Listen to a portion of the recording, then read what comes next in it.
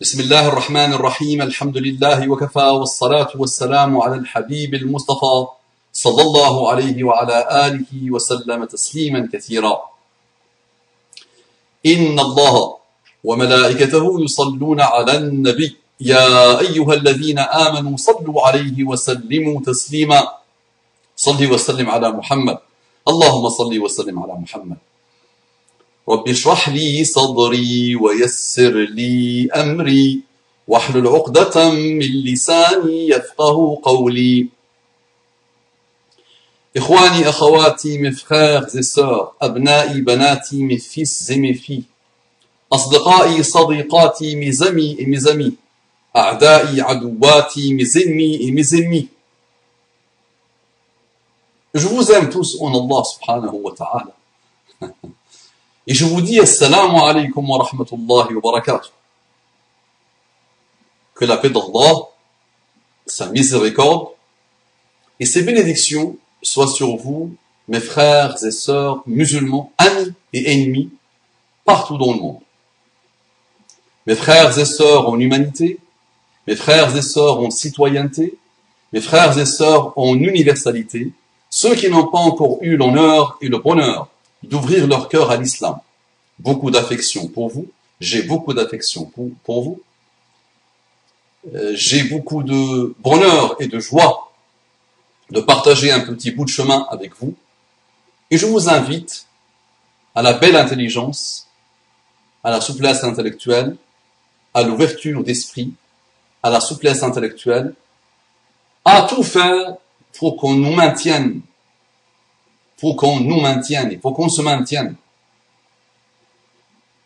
dans le même bateau et qu'on finisse et qu'on lui évite qu'il coule. Le bateau humain, le bateau citoyen, le bateau de l'universalité, des excellentes valeurs et des excellents comportements. On entre directement dans le vif du sujet. Un frère me dit Salamu alaykum Abu Umam.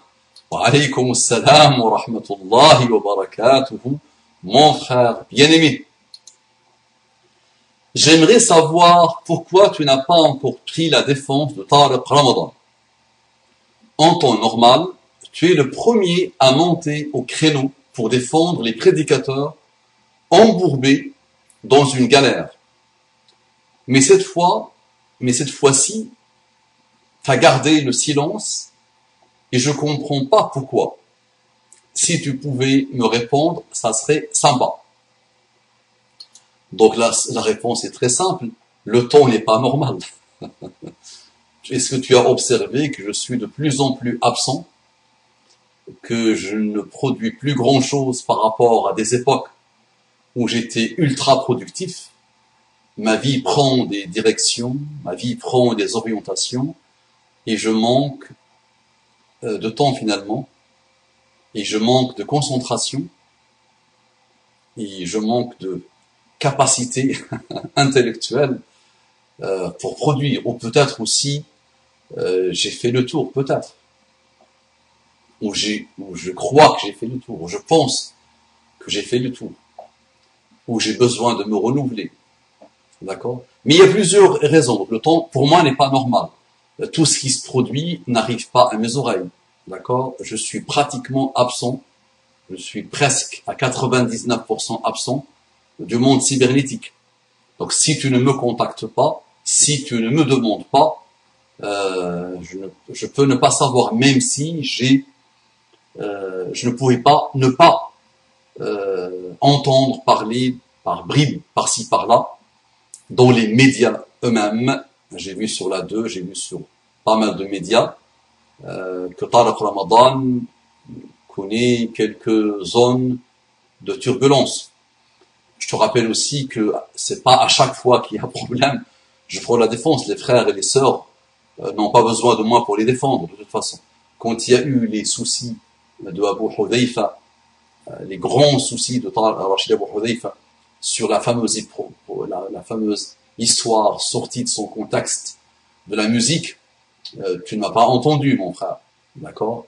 Parce qu'il y a des moments de vie où on n'est pas là, où on est pris par autre chose, et je te redis encore que les frères et les sœurs n'ont pas besoin de moi pour les défendre. Moi, je me défends d'abord, j'essaie de me défendre comme je peux. Et j'essaie de défendre ma relation avec Allah, qu'Allah me pardonne. Et j'essaie de te défendre. Et de défendre mes frères et sœurs. Par rapport à leur ennemi, qui s'appelle eux-mêmes. Et qui s'appelle Shaitan. L'histoire de Tariq Ramadan. D'après ce que j'entends, c'est pas récent, attention. C'est pas la première fois. Il y a déjà eu, il y a quelques années, une jeune femme qui avait fait le même cinéma sur Facebook à l'époque. C'était prise et c'était filmé en plus. Et beaucoup des ennemis de Tariq Ramadan, beaucoup des ennemis de toute forme de bien quelle qu'elle soit, Tariq Ramadan a essayé d'être dans une forme de bien, ont jubilé, et ils avaient remué ciel et terre suite à cette histoire. Et ils ont jubilé, ils se sont réjouis de ça, et finalement,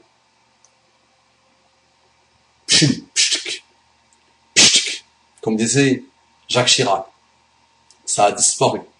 Donc c'est la même forme d'histoire d'une jeune femme, apparemment qui était salafiste,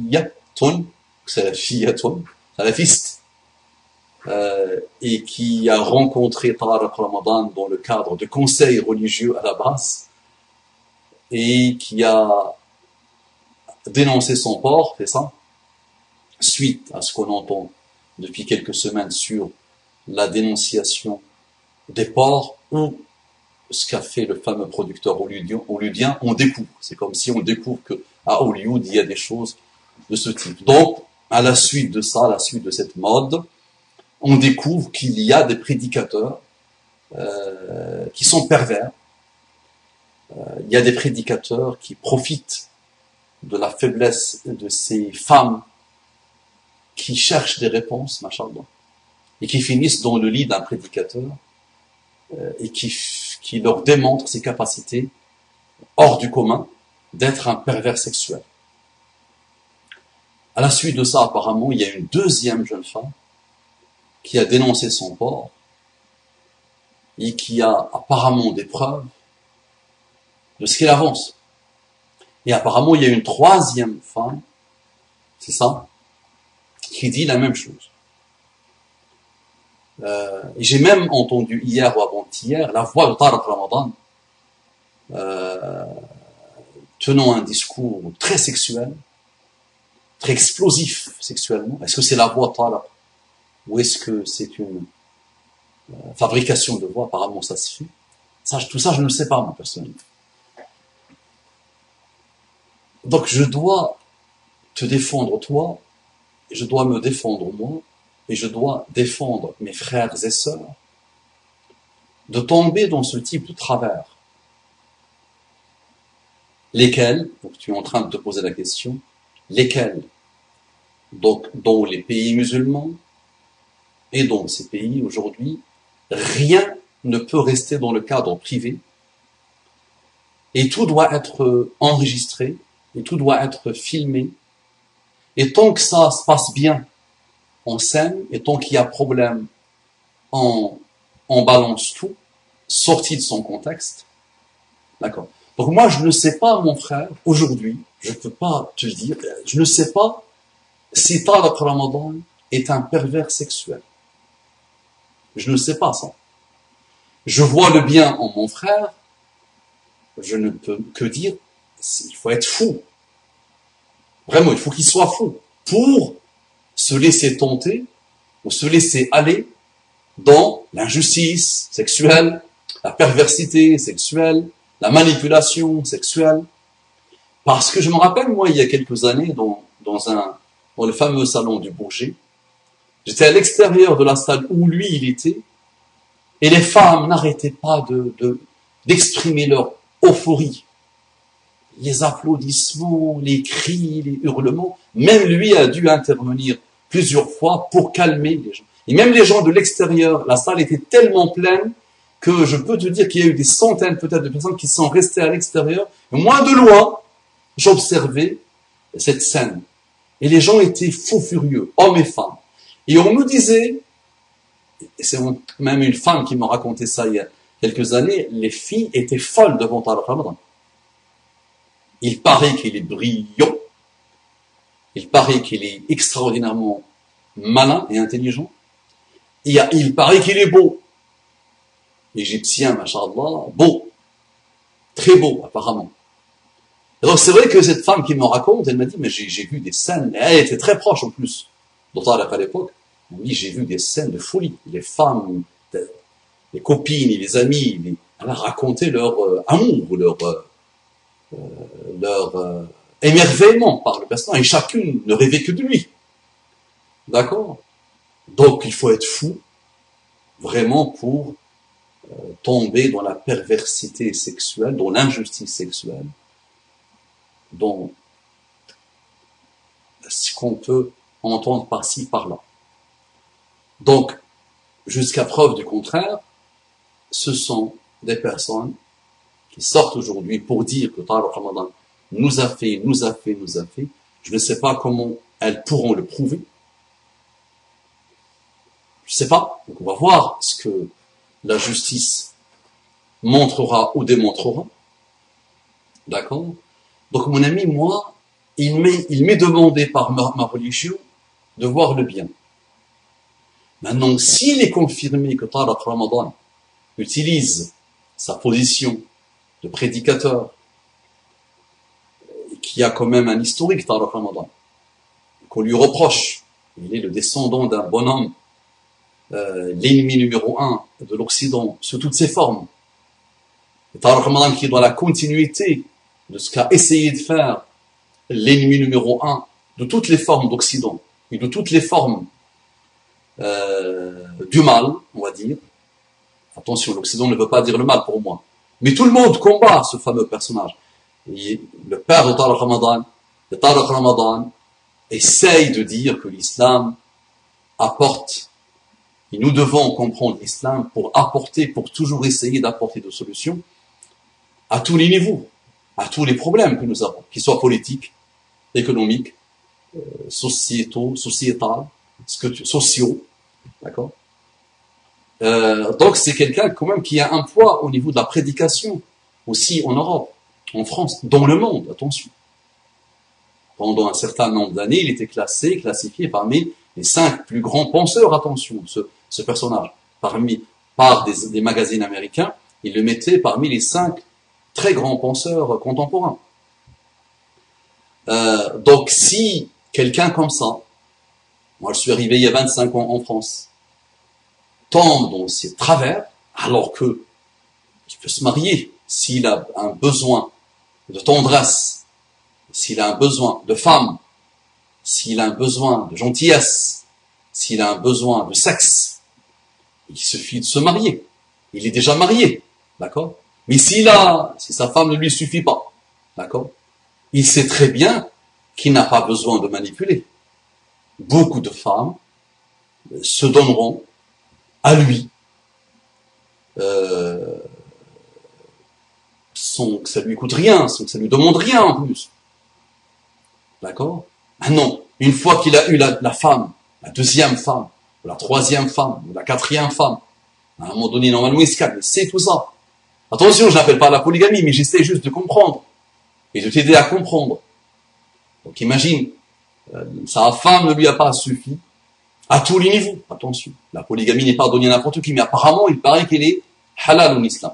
Elle n'est pas donnée à n'importe qui, mais elle est halal, elle se fait chez les croyants et les non-croyants. Avoir plusieurs femmes, ça se fait chez les croyants et les non-croyants. D'accord? Donc si, avec cette possibilité-là, qui se fait chez les croyants et les non-croyants, d'accord? Tariq a choisi de recevoir une femme dans une nuit à l'hôtel et de sauter sur elle et de la violenter et de la violer et d'appliquer sur elle toutes les formes de perversion sexuelle, c'est extraordinaire. Moi, mon ami, je vois le bien en mes frères.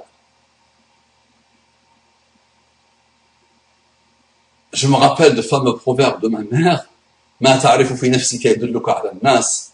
Il n'est pas à elle, mais elle le répétait tout le temps. Ce que tu sais de toi-même te donne des indications sur les gens. Moi qui n'a pas le parcours de Tariq, qui n'a pas le brio intellectuel de Tariq, qui n'a pas le vécu, l'histoire de Tariq Ramadan, je ne me vois pas faire ça. Du tout. Je ne me jette pas de fleurs, mais je ne me vois pas faire ça. Et n'importe quelle personne, musulmane ou non musulmane, normalement constituée, ne doit pas et ne peut pas se voir dans ce type de violence sexuelle, perversion en plus.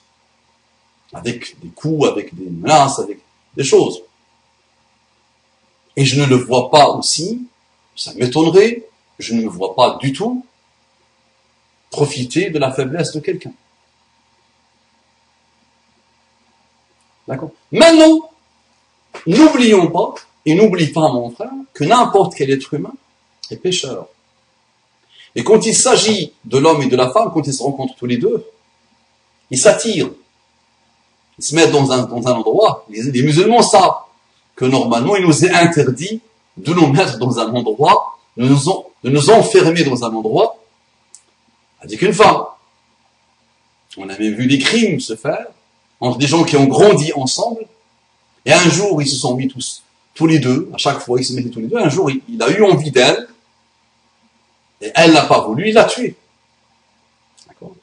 Donc, nous, les musulmans, on essaie de respecter les recommandations de notre religion, ça nous interdit, Tariq Ramadan, et n'importe quel musulman qui vient de naître dans l'islam, c'est que il faut éviter de se mettre dans un endroit seul, où il y a possibilité de forniquer, où personne ne peut déranger ce moment de fornication, ce moment d'envie, de désir sexuel. On n'a pas le droit de nous mettre dans ce type de situation. D'accord? Donc normalement, Tariq Ramadan le sait. Tu vois, donc, il faut vraiment qu'il soit pervers à l'infini pour tomber dans ce type de travers. Là, je vois beaucoup de péchés. Là, l'être humain est pécheur, oui. Mais là, je vois en plus, apparemment, il y a récidive. Il paraît qu'il y a récidive. On nous dit, son ennemi juré nous dit qu'il va y avoir d'autres témoignages qui vont ressortir. Ou qui vont sortir. Témoignages, n'importe qui aujourd'hui peut dire qu'un tel a couché avec. Il faut des preuves. Coucher avec, tout le monde couche avec tout le monde. Non, coucher avec violence. Violer même, allez, violer. On sait qu'on a des lois quand même en France. On doit éviter ce type de malheur. Il y a la loi aussi, quand on tombe dans ce type de malheur, de dire que quelqu'un nous a violenté ou nous a violé alors qu'on ment finalement. Donc, tout ça, c'est pas clair, mon frère. Donc moi, en tant que musulman, je dois éviter de me réjouir du malheur qui tombe sur mon frère. Je dois éviter de voir le mal en mon frère. Si je reçois une info d'un pervers, d'une perverse, les pauvres, elles nous disent qu'elles sont pures comme des anges. Donc maintenant, il faut aussi qu'on parle, parce que je fais un conseil à moi, un rappel à moi, et à elle, et à Tariq, à tous les gens, musulmans et non musulmans, mais surtout les musulmans, qui prétendent être musulmans. Donc maintenant, nos anges à nous, là, les femmes, là, les trois, il y en aura d'autres, et il y a eu d'autres avant apparemment. Mais qu'est-ce que tu pars faire? Tu te mets avec un homme, il répond à mes questions religieuses. Oh là là. En plus, dans une ère où trouver la réponse à une problématique, il n'y a pas plus simple. Il n'y a pas plus facile aujourd'hui que il y a des tonnes de livres, une infinité de livres. Il y a des tonnes de sites, une infinité de sites. Donc voilà, moi j'ai besoin. Et j'ai entendu ça, moi, c'est vrai, j'entends ça. J'entends que voilà, au début, il répondait à mes questions sur la religion. Oui, des prédicateurs et des pseudo-prédicateurs et des faux prédicateurs et des pervers et ce que vous voulez, oui. Ça existe et c'est une majorité, attention, c'est pas minoritaire. C'est pour ça que je vous mets en garde contre vous-même, ceux qui vont lancer une caméra ou ceux qui vont vouloir inviter le monde au bien, parce que, attention, ça comporte beaucoup de malheurs et beaucoup de risques. Et donc oui, nous avons des femmes qui te disent, oui, au début, elle répondait à ma question sur la religion. Rapidement, je me suis trouvé dans son lit. Après, on a dévié, d'abord sur Skype, on a dévié, on a raconté. Oui, bah oui, on tombe, oui, on peut tomber. Ça peut nous arriver quand on tombe. D'accord? On tombe nous, oh, femme, on tombe nous, homme. Mais si tu tombes une fois, tu te remets en cause rapidement, tu vas pas continuer. Maman, j'entends souvent, il répondait à des questions de la religion et on a forniqué. Je me suis marié avec lui, un mariage facile, rapide. Et là, ça c'est la troisième fois, la quatrième fois que ça se produit, au plus, au moins. Moi, j'appelle ça la prostitution sous le couvert de la religion.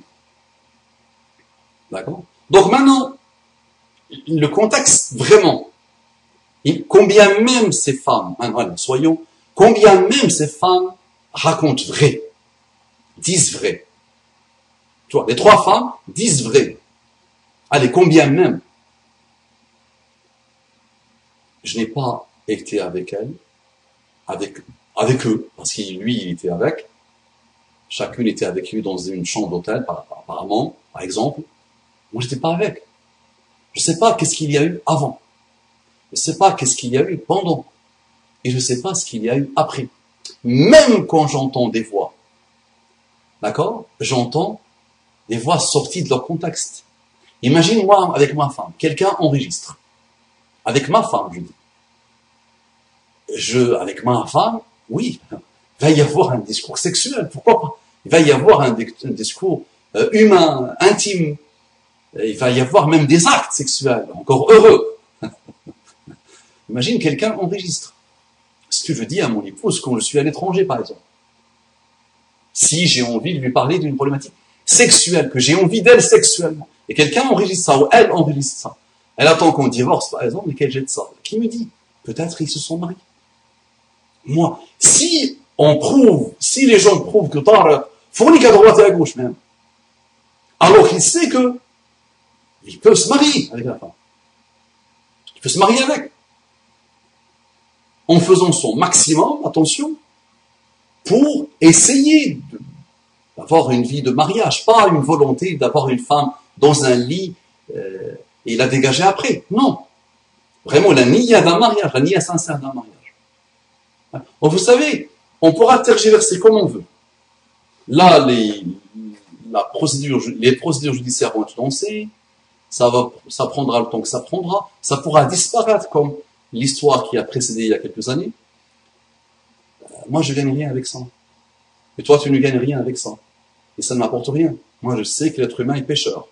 Est-ce que Tariq Ramadan a commis ce type de péché? Je ne sais pas. Tariq Ramadan est pécheur. Comme moi, je suis pécheur. Mais est-ce que Tariq Ramadan a commis ce type de péché? Donc, il y a eu fornication. Apparemment, répétitif. Répétitive. En plus, avec des femmes extraordinairement fragiles. C'est-à-dire le pervers chasse. Il est en mode chasse. Il choisit. Mais normalement, il est intelligent parce qu'il sait que celle qui est vulnérable, fragile, peut lui coûter très cher,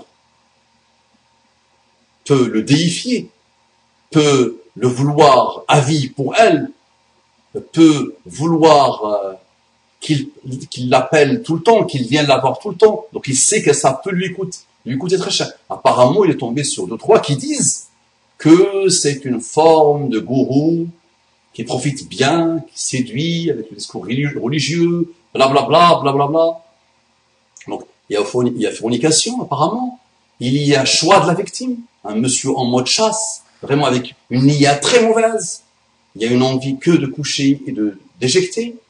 D'accord? Et ça se répète en plus, avec le même type de personnalité.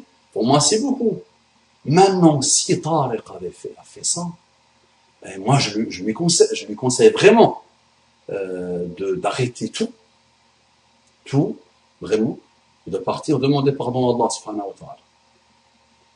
Nous sommes pécheurs, nous sommes fautifs, nous ne sommes que des humains, mais il y a péché et péché. Il y a aussi l'utilisation. Imagine comment tu peux aller dormir en te disant j'utilise Dieu, d'accord, pour moi, pour coucher avec des femmes, pour violenter des femmes, pour pervertir Dieu et la religion. La miss, l'une des misses apparemment est devenue sorte d'athée peut-être, une sorte de mécréant. Je sais pas, moi, je sais pas. Mais c'est vrai que ça ne peut que... Même si Tariq ne représente pas Dieu, il ne représente pas la religion de Dieu.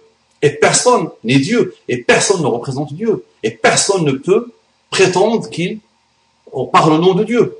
Dieu est une chose, le Coran est une chose, l'islam est une chose, et les musulmans sont une autre chose. Ils sont pécheurs. Mais je dis à chaque fois, il y a péché et péché. D'accord. Donc moi, en entrée de jeu, je ne crois pas à ce type de choses. Parce que je vous dis, ma mère m'a appris avec son proverbe que je vois qu'est-ce que moi je suis capable de faire.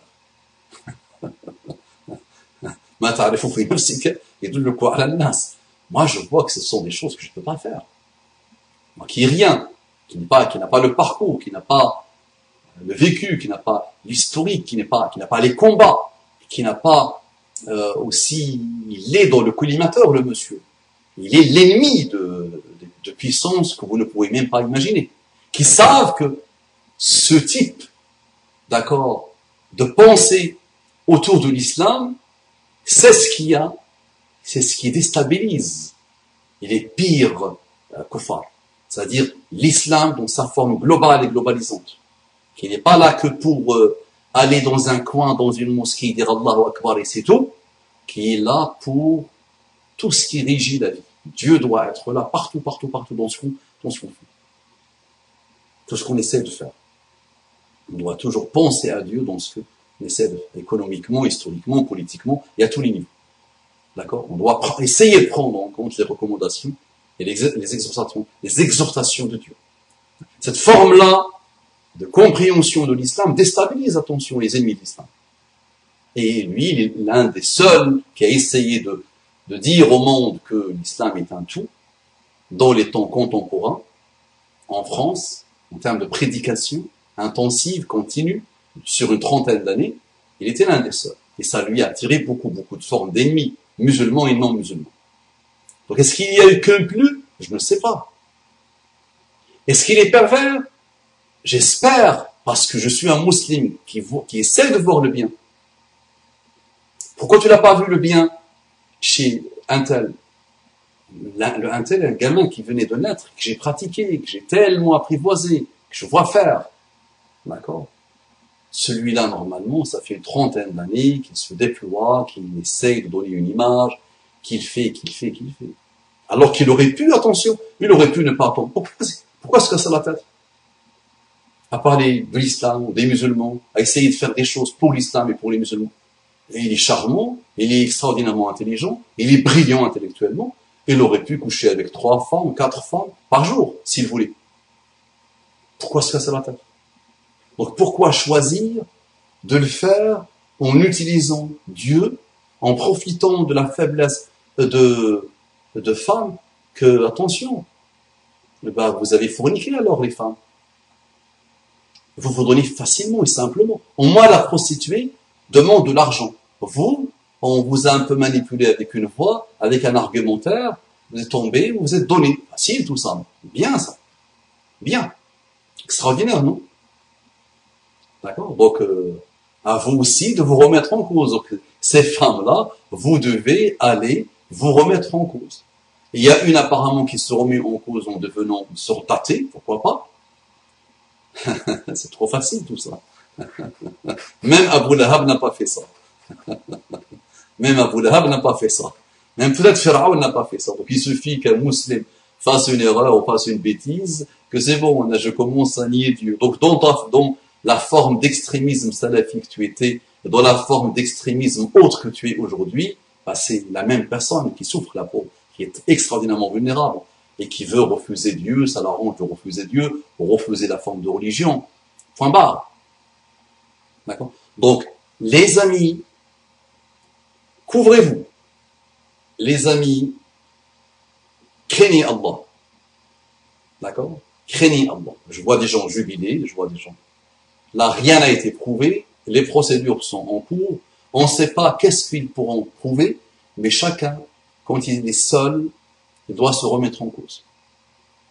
D'accord? Je ne sais pas ce que tu veux que je dise autre, ou je ne sais pas ce que tu as mis dans ton mail, En temps normal, tu es le premier monté au créneau pour défendre les prédicateurs embourbés dans une galère, mais cette fois-ci, tu as parlé très bien, je comprends pour qui, si tu pouvais me répondre, ça serait donc, j'ai essayé de te répondre, mon ami, docteur Ramadan, ça m'étonnerait beaucoup, vraiment, mais s'il est tombé dans ce type de travers, il n'y a pas pire, et ça ne change rien, d'accord?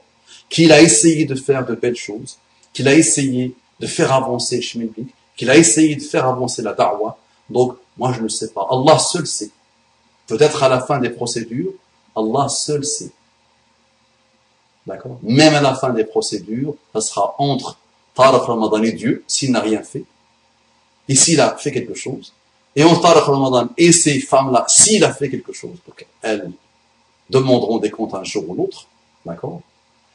Tout ça, ça n'apporte rien. Et tout ça, en plus, ça n'apporte rien. À qui profite le crime? D'accord?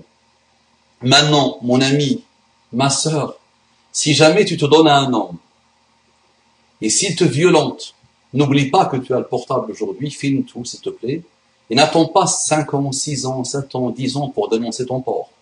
Je vous le dis. Vraiment. D'accord? Et donnez de l'importance à vous-même. D'accord?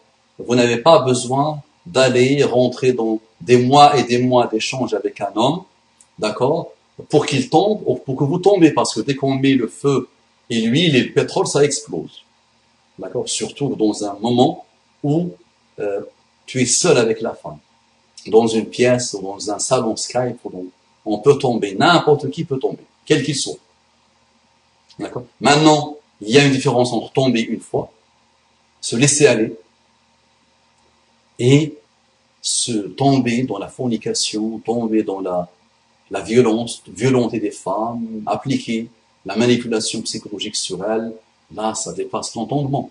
Donc tout ça, moi, mon ami, je ne le sais pas. Ça marche. Que Dieu te bénisse. Que Dieu nous facilite. Qu'Allah subhanahu wa ta'ala nous guide et nous pardonne. Et qu'Allah guide cette umma qui tombe dans tous les travers des pires mécréants. D'accord? Et chacun jubile. Ça jubile. Et ça se fait de bien. D'accord? Et on ne peut même plus aujourd'hui, je pense, on ne peut même plus avoir un discours quel qu'il soit sans se dire peut-être je suis enregistré. Et peut-être on va sortir de son contexte ce que j'ai dit. Ce que j'ai voulu dire. Et le pourquoi du comment. Bon. Mais quel monde tout ça. Assalamu alaikum wa rahmatullahi wa barakatuh.